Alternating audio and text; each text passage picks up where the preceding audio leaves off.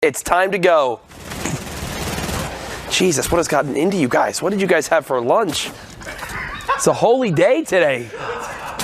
All right. Saf and his duo here, 4 eliminations, 62 players remaining, 35 duos total. And remember, everything you're going to see on your screen is NA East. We are in the 4th circle, 10 seconds till this one closes. And this is where things are going to start to get a little hairy. You've got moving circles, Wish from CLG. You saw Bizzle and DMO as well in this lobby. So stacked games. I did tune into some streams during the break as they get another elimination or knock here. And the first thing I took note of, Ben, Storm Surge, a major factor, it seems so far, in these NA East games. A number of players. So anybody at home that doesn't know the Storm Surge mechanic, you have to be above a certain amount of damage dealt to other players. Otherwise, you will periodically, about every 10 seconds, get hit. It's a way to encourage players to be sure they're included in part of the combat. You don't necessarily want people sitting on the outside and waiting for the end game and doing nothing. Yeah.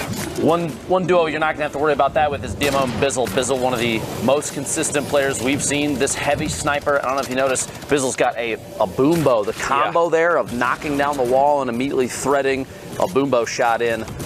That arrow can hit for quite a bit, but so can the heavy snipe. It makes it easier when they edit a window for you. So DMO with basically a free knock right there, and this combination they're using right now. When the World Cup finals happen, whoever comes away with #1 there immediately breaks all records on the spot. That's how momentous of a prize pool it is. Unfortunately, in that transition, you see Bizzle's able to land and secure an elimination, but it's DMO who gets one, but then is immediately traded by this duo of Silic and Davon. Bizzle tunneling on out. Maybe keep people on their toes, or a potential mistake, a reaction from somebody, a shot from above, and Rainey pays the price. 7 eliminations for Zate. His accuracy extremely good in reaction moments like that. And the difference from 125 health to 175. Saf with one just off to his right. Saf now under 20 HP. Bizzle still alive, gets the elimination onto Wallhack Jack, a name we've seen many times in our passive competition. There goes Bizzle, down to the hands of Zate and Saf, and they're going to continue to push on through, looking for more limbs. One underneath, directly underneath. We'll see if he can catch that elimination. Declies looks like he does, in fact, go down. Zate is sitting on 10 of his own, the very edge of the storm. 168 total health and HP. He can survive a heavy snipe shot. He can also survive a player dropping in, gets the shotgun shot. Timber goes down, walls off, and gets the follow-up. Every single player he can secure at this point is huge. Another one. K-Dude drops down out of nowhere, but Zate can't get the victory royale as Uvik from all the way in the sky. No longer under 50 health. Back up towards 100. 2 more players, 1 level above. Do they try to edit him down? It doesn't appear so. A quick swap and elimination onto Jacob. 14 health, but again, another 50 HP about to be earned from that knock. You'll see his health bar jump up here momentarily. Teammate and Tough still alive. And again! A player gets dropped down, but that was Tough with the quick... Oh no, the quick reaction time from Ghoul. Can Camp try to get revenge for his teammate who just fell there? Endpen all the way up top. Is Arroyo still up there? Yes. That duo yes, they are. Top down. The entire rest of the field feels like it's stacked up very tightly at the bottom. You have, I would say, 12 of the remaining 17 players all the way down. Yep. At the bottom, Janet goes down. Moboy and Jacob. Jacob's already out, but 5 eliminations here. Picks up his 6th elimination. Gets immediately yoinked by COD Genesis. Hey, they got top 10. They got those extra placement points. Another elim. All things considered, you got to be happy with that. Ghoul and Edgy raining down fire from above with that assault rifle. COD Genesis now gone. Dotsy near 1 shot. Daxor very weak as well. See, 0 elims. 1 more placement will at least earn them more points. There's 1 knock. Okay, there's their first point of the game. Well, first elim point of the game. Nice job rotating through the outside, not panicking. But now 11 HP Lupo. This looks just so bad. Luckily, Graska has 3 med kits at this point. We'll see if he can use one to pick his teammates' HP all the way back up, but not yet. They saved Daxor. They saved Daxor right there. There was a player down low with a heavy sniper that tried to break on in, not able to secure that elimination. Endpen and Arroyo beginning to drop on down. You got Ghoul and Edgy still alive. Chakish, 1 level below. It's actually going to drop down to the E11 players. We've seen E11 with representation, obviously in Europe and now as well as North America. One player for E11 already qualified again today. That was Stompy. 7 players left, 4 duos total, which means there's only one solo in here, Jack. One player on his own. I believe it's, Chakish. Right smack dab in the middle, a sandwich between the 3 other full teams still up here. Not everybody's full on HP or shield, but it doesn't matter because every single shot counts. Graska and Daxor are in a 2v1 down at the bottom. Daxor ticking there. It's a 1v1 at the bottom of the map. Meanwhile, up top, absolute chaos. Aroa all by himself, a 1v1 against Ghoul. We have multiple 1v1s. Aroa dropping all the way to the bottom, looking to pick off anybody that is stuck down below by themselves.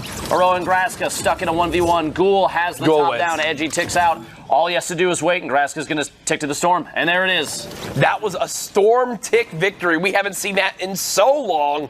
But it's Ghoul who comes out on top, winning that high ground advantage. It's been incredible to see how much the posts from players is, oh gosh, Slappy falls right into the hands of Masterus. 7th elimination so far for this duo of Masterus and Perfect Tilt. But the point I was bringing up was, I've seen so much support on the posts of the players who have qualified. Everyone in the Fortnite community knows the Fortnite World Cup is at this point. They know how much is on the line for this $30 million event and what it means to actually qualify for it. And then because only like a few select players around the world are qualifying each week, it's like they all get their moment to shine, where they post their posts about qualifying and everyone rallies behind them in the community, no matter if you really know who they are or not. It's still just an incredible achievement that we all can celebrate. It's good to see. It's good to see.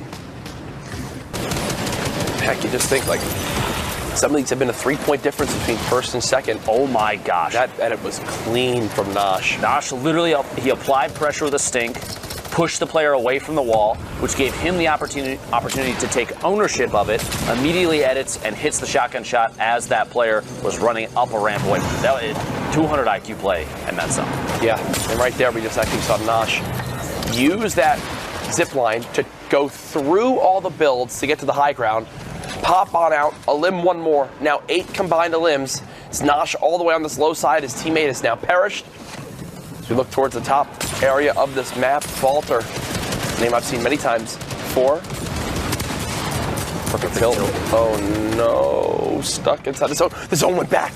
The zone just cut back, so he was frantically trying to build in, and then the zone cuts back, and now look, a lot of this is all his tunneling. Suddenly he went from the very back edge of the safe zone to the very front. 10-bit, the feed goes down. Picking up rogue shark. Does he realize? Is that floor pre-edited? Okay, no, I think he's good. I think he fixed it. Okay, he fixed it.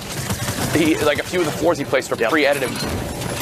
Now 10 eliminations. 11th place. If they can secure one more. He was looking to get through that wall. Pushing for the cheeky shot. He gets it. The shot from the pump into the SMG spray. Picks off another one. 11 eliminations now for this duo. Top 10 in the top right corner of your screen. 16-point game. Huge game. 16-point game up to this point. Ziff has been knocked. Rocket time, it appears. He's going to knock him down. Beautifully placed rocket, and he catches himself on the fall. Legendian, yes, brilliantly done. Needs to begin to drop down. Cole, his teammate, did just die to the hands of Colin Frags from Envy. Falter and Colin Frags, the duo, still alive. They're falling. Legendian following them as well. 100 Thieves now in the battle versus Falter and Colin Frags. It looks like it's trading back and forth, but the RPG from above does devastating damage. It's now a 2v1v1. Legendian the high ground. The rocket does not connect. Ronaldo drops on in. He's down to just 50 HP. It looks like he'll win the battle, though, versus Addison. Acrian, 1v1v1. Rocket shot from Legendian. Remember, folks, the extra points earned can be the difference between going to New York and staying home. Heads up play as they move across the man-made structures. He can edit the floor. 200 IQ from Legendian. The rocket with the win. The RPG from the high ground. Depending on where the Storm goes next, Jack, you're going to see this lobby drop from 49 to, I would say, 25 tops if this goes northeast. It's going to be a tough time for a lot of players unless they have mobility. You're going to see community launch pads and Rift to Goes come out left and right. I would love for this next zone to go north. Saf literally beaming players out of the sky. The amount of damage he's dealt makes sure that they're going to stay ahead of that Storm Surge when it comes time. in the southwest corner of the map. If that goes further west, we're going to run into a similar situation from before. See IFA and Saint, the bottom of your screen. Aspect, one of the best solo players. He absolutely dominated last week. And down goes Zate. Zate just got beamed out of the sky, so it's going to be Saf all by himself now. Mastoris, who we've seen already have a solid start to today's games for NA East. Saf 4 limbs up to this point. Remember, it was Zate with 12 plus in that game that they placed second. Saf just trying to spray down these players who are moving out of the zone. A 66, there's the 33 to finish off. Prime has. Even just looking at the feed right now, the number it's insane. It's up the side of this mountain, Ben. Here we go. 27 players beaming. Nick in the outside of the storm, going to have to go for that elimination to get the HP off the Siphon. Gets another one. The follow-up Saf trying everything he can to stay alive. 30 HP remaining. He's got only one mini. Using the pyramids to block his ascent here up the hill. Some dynamite dropping down behind him, but he is not worried at this point. 70 HP and 25 shield, looking for another elimination if he can find one on his ascent up this mountain. This is a tough one for a lot of people, Jack. Here's the thing, though. Almost exclusively solos left in this game. There's one duo remaining, and that is it. So a little bit more of a winnable opportunity than I think most of the other games where there's so many duos left in these final zones. I'm trying to see exactly which of these teams is the duo. Are they all up top? It's IFA and Saint at the very top of the map. My gosh. Their name showed up for just a second. One duo remaining with 11 players is insane. That's actually huge points for every team in here. You have to realize that means 10 teams with 11 players. That's massive. And what's crazy is you can actually, you're not told, oh, you are top 10. The way you tell is by when you earn the placement points when it pops up. So a smart team, smart players would go, whoa, we've got top 10 placement. Wait, that means that there's only, 10 teams left. There's not many duos still to play. As Saf are you kidding somehow gets 2 more as he falls to the low ground. Perfect tilt and Mastoris. 5 total limbs so far. IFA and Saint continuing to beam on down. One more team needs to go down, and they get placement points for making it to top 5. Perfect tilt looking for the edit from underneath, trying to go for the sneaky play on anybody that might be rotating, and he drops in. Speaking of sneaky plays, looks for the hit. Still just the 6 there. 4 duos, all solos, Jack. Perfect tilt, keeping the low ground. It looks like IFA and Saint did wind up falling and perishing. It was Kerry who challenged him for the high ground, and Perry, who's still alive at the moment. Perfect tilt, still 200 HP, enough materials to work with. Maybe can place down a poison trap here if needed, as things are going to begin to get dicey in these next few moments. Player drops in, and Kerry hits him with the 220. Kerry, what a turnaround this has been. Drops the turret on down to try to stop this dynamite. Void and Genesis stuck in a 1v1 fighting for the high ground. Genesis takes the opportunity to pop a couple minis. Void is full HP, full shield. As he drops in a 1v1 now versus Kerry, who pays the price down below. 1v1 a top down. Genesis looking for any shot that he can get as he descends in. A little bit of waterfall to stay in the safe zone, but he's ticking. He cannot take any damage to the storm, Jack. Only 6 HP. This is dead. This is 48 dead. down below for Void. Looking for the hit, and Void stuck out of the zone, pays the price, and Genesis with the victory royale and 2 elims to go with it. 6 HP in the end. Only 1 build left, Lupo. That redeploy, but they're not high up. There's not going to be an opportunity for anything like that just yet. Vocal does catch 2. Ace and Spade rotating in up a ramp, and you've got 6 duos, and that's all. And what you just watched right there was Gabe only having the lowest quality heavy assault rifle to spray down from. Finally pulls back out the boom bow. But yeah, if he had like a legendary assault rifle here, I think he would be even getting so much more damage done. Unfortunately, stuck with that lowest level heavy assault rifle. It's like a rocket there, dropped 1 player down from above. Gabe and Pokes, the height advantage, that boom bow into the, that's a common heavy AR, but it doesn't matter. Jack still hits the shots. Ascend looks for the boom bow shot as soon as there's an opportunity. Dude, that combo is nasty. Anyone that gets close, he just RPGs to keep them safe so the boom bow can just keep firing. That was cool to see. Quite a few shotty shells too. The boom bow feeding off the shotgun ammo. This isn't even fair. The end goes down. This isn't even fair right now. It's just, they're just picking people, whoever they want, whoever exposed themselves for a second. Unfortunately for Pokes, now out of rockets, the spray comes in, Gage goes down just like that. Slurp Juice retrieved. Tragics now dead. Liang now perishes. It's Pokes and Gabe. Full HP, full shield. They've got to win this one, right? The other two are even fighting. It's a 2v1 as the pressure will come on in. Pokes and Gabe continuing to spray. You see all these builds are just staying ahead of it, and here comes the challenge. Edit Pump 1. Looking for number 2 here in just a second. Edit Pump 2. Oh, the jump out. He went for the jump 180. A little bit of flare there on the way out. There it is. There it is. 11 eliminations for Liquid Gabe and Pokes, and the victory royale. A 21-point. Protected them. It wasn't like they were close enough to go. Angle. That's a good angle, though, making up for that last throw. As the spray comes in, and because they got the health tags as well, you've got to think, all right, we've already done 60 damage. He's ticking out so fast, there's no way they're going to get that res. And there you go. Elimination. Elimination confirmed. Means every single shot that he takes needs to count 100% until he can maybe fall on somebody like this. Goes for the boogie. Did he get it? He didn't, but it doesn't matter. Baltic pays the price just on the edge of the zone. I won't be able to pick up the loot from that. The storm pushing him away as he's rotating south here, building up, layering only on the sides required. Prosecutor pays the price from above as well. 95 damage. As you know that he's topped off HP and shield. His duo, though, on this rotation, not in as good of a position. We'll have to watch for him here at some point.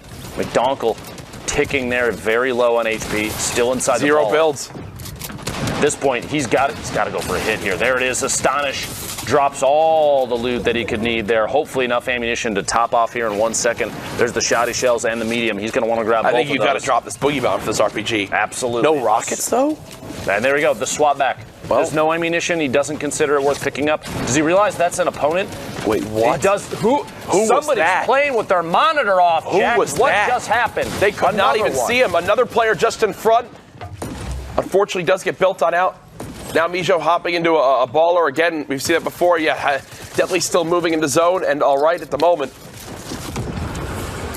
Aimed at his teammate for just a second, but the awareness kind of kicked in and said, that's not the guy to shoot at. It's the one to the back right.